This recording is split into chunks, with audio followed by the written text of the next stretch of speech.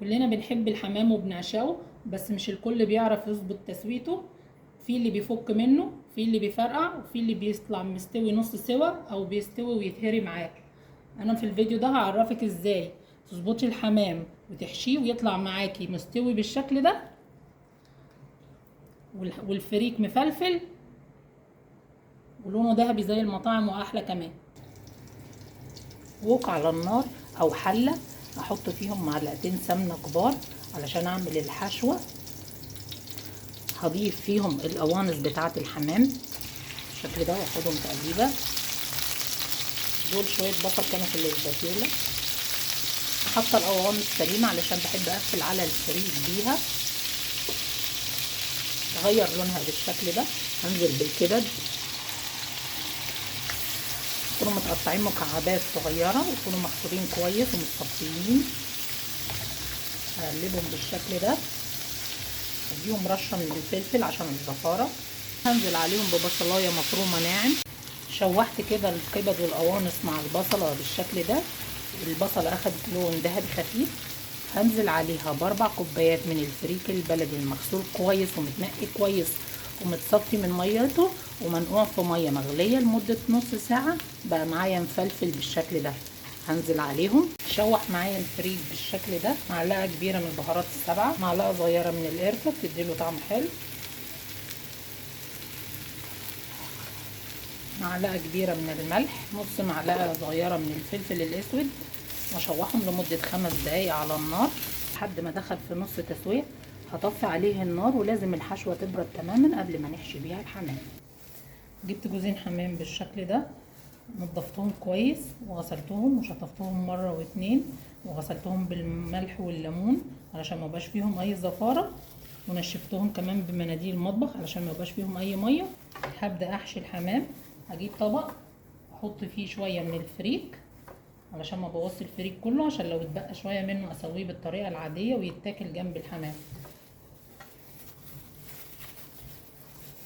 هاخد الحمامايه كده وابدا احشيها.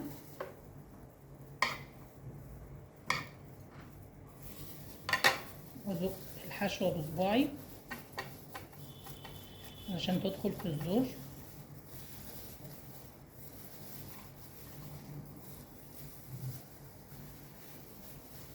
دي اسهل طريقه لحشو الحمام علشان ما يفرقعش معاكي. ما بحطش حشوه تحت الجلد بالشكل ده. وابدا احشي كمان الزور.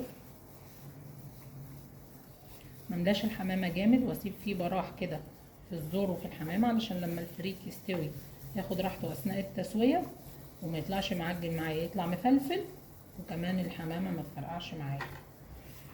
حشيت الحمامه بالشكل ده وسبت براح كده في الزور علشان ما يفرقعش معايا، وبراح في الحمامه من هنا علشان لما الفريك يستوي هجيب قنصه من اللي سبناهم سليمه وهقفل على الفريك بالشكل ده.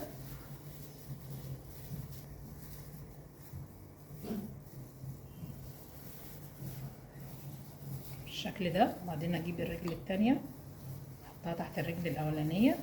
بقت معايا الحمامه بالشكل ده. انضفها من اي فريك علشان الشوربه معايا تبقى نظيفه.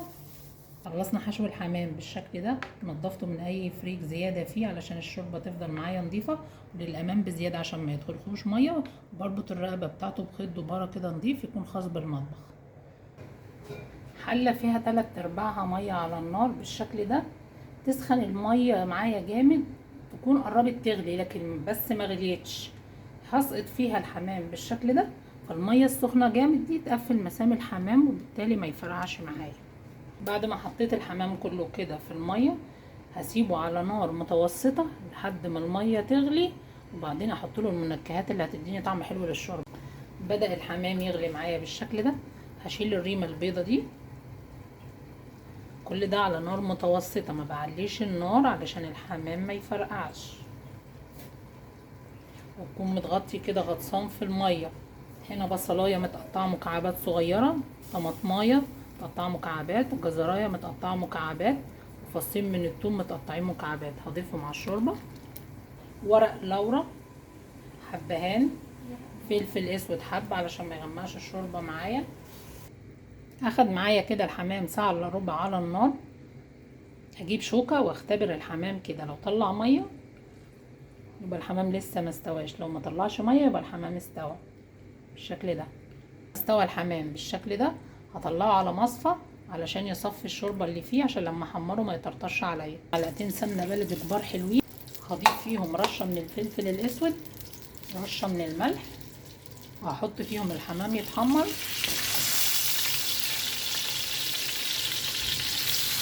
اخد معايا الحمام اللون الذهبي كده من كل الجوانب. قربوا. ده شكل الحمام بتاعنا بعد ما استوى واتحمر بقى بالشكل الجميل ده، احلى من بتاع المطاعم.